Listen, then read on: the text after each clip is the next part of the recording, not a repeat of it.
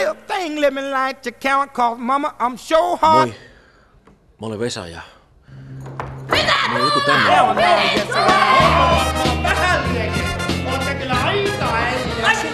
Onnellisia ja Ansa ja Petteri sais omat huoneet ja sitten mä rakastaisin sua paljon enemmän kuin nykyisin ja siellä on niin onnellisia.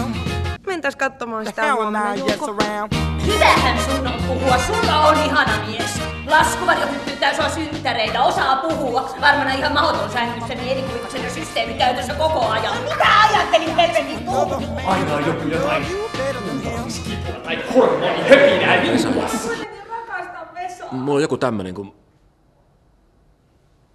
Ajatteko hikeä? Eihän tällaista voi tapahtua elämässä kenellekään.